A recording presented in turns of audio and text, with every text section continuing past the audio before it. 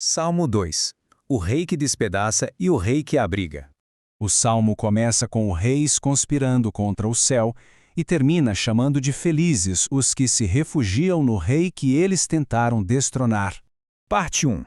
Contexto histórico. A evolução da esperança. Para mergulharmos de verdade nesta análise, a gente precisa primeiro entender como a esperança de um povo evoluiu ao longo do tempo.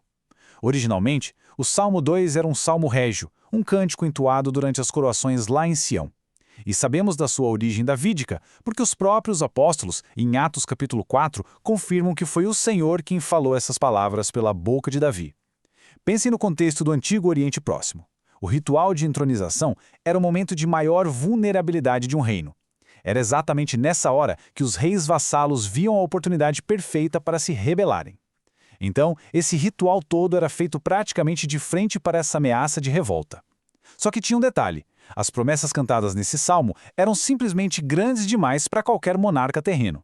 Afinal, nenhum rei de Israel governou sobre os confins da terra, certo? É por isso que, com a trágica queda da monarquia e a destruição de Jerusalém em 586 a.C., o sentido desse salmo se transforma. Ele deixa de ser apenas sobre um rei político imediato e passa a ser o pilar de uma profunda esperança messiânica. Uma esperança que atravessou os séculos até a Era Apostólica, encontrando seu cumprimento absoluto e definitivo na pessoa de Jesus Cristo. Parte 2. Resumo teológico. As 4 cenas do Salmo. Cena 1. A revolta. Aqui, a gente ouve a voz dos reis da terra. O texto é estruturado quase como uma peça de teatro, dividida em 4 atos. A primeira cena já nos joga direto no meio de um levante. Imagine o cenário: monarcas da antiguidade orquestrando um grande motim, enxergando a autoridade de Deus não como algo bom, mas como correntes insuportáveis. O salmista observa tudo isso com um certo estranhamento diante de tamanha futilidade e descreve a cena assim: por que se amotinam as nações e os povos tramam em vão? Os reis da terra tomam posição e os governantes conspiram unidos contra o Senhor e contra o seu ungido, e dizem: façamos em pedaços as suas correntes, lancemos de nós as suas algemas. Repare que a fala deles é violenta. Eles querem literalmente despedaçar a autoridade celestial. Cena 2. O riso. A voz do Deus do trono. E aí a perspectiva muda radicalmente. A narrativa corta do caos aqui embaixo direto para os céus. E qual é a resposta divina diante dessa rebelião global?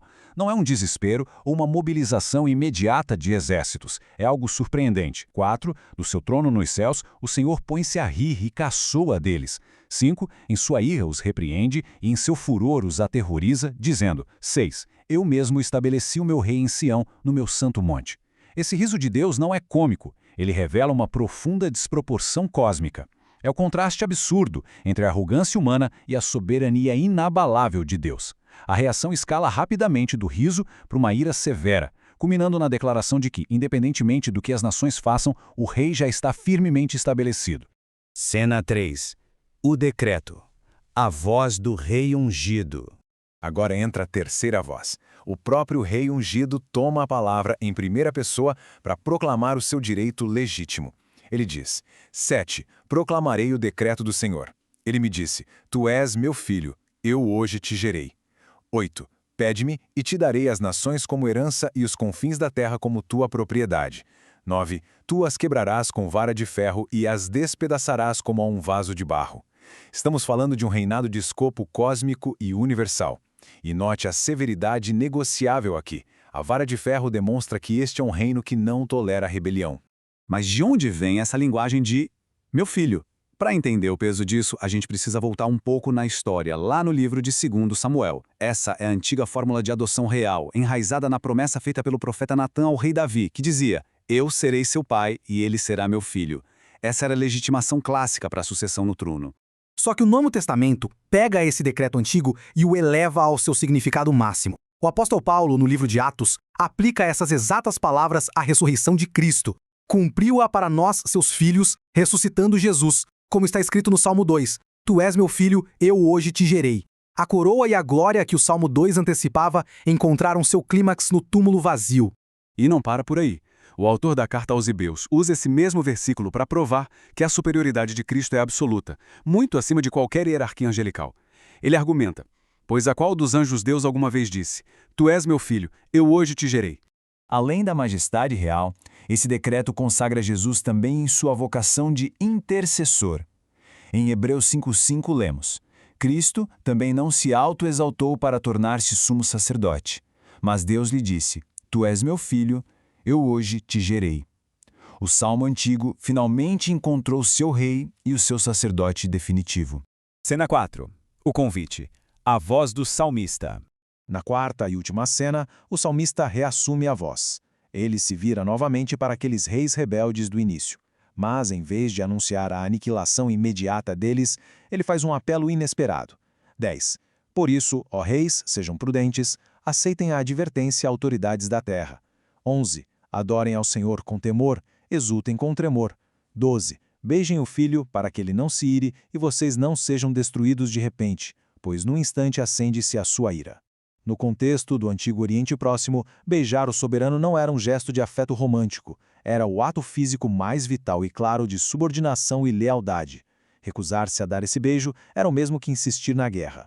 E nós temos um precedente bíblico visual fortíssimo disso em 1 Samuel. Então Samuel apanhou um jarro de óleo, derramou-o sobre a cabeça de Saul e o beijou, dizendo: O Senhor o ungiu como líder da herança dele. Beijar o rei era admitir publicamente e sem reservas a sua autoridade. Parte 3. Reflexões. 3 fios teológicos. Olhando para trás, nessa impressionante arquitetura do Salmo 2, podemos puxar 3 fios teológicos essenciais. O primeiro é aquele incrível riso de Deus. Não é apatia nem indiferença ao sofrimento humano. É o reconhecimento de uma desproporção cósmica absurda. A rebelião humana, por mais ruidosa que seja, não balança as estruturas do céu. O segundo fio é o decreto: Tu és meu filho. Uma promessa da antiguidade que ecoou pelas eras e que, como vimos em Atos e Hebreus, cumpriu-se majestosamente na ressurreição e exaltação de Cristo. E o terceiro fio é o convite final, que nos leva a um paradoxo maravilhoso.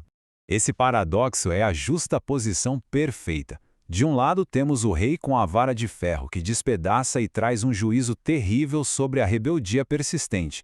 Mas, do outro lado, temos o rei que abriga e oferece graça abundante. A grande sacada teológica aqui é que a graça aparece exatamente no mesmo lugar onde o juízo era garantido. Não existe um caminho do meio, não há neutralidade diante desse rei. Ou você enfrenta a vara de ferro na rebelião, ou você se joga no refúgio seguro da rendição. Parte 4. Fechamento. A inversão final. E assim, a grande resolução dessa narrativa milenar nos convida a uma completa inversão de postura. O texto nos mostra que a única atitude sensata é abandonar a conspiração fútil e encontrar santuário exatamente nos braços daquele que tem todo o poder. Como são felizes todos os que nele se refugiam.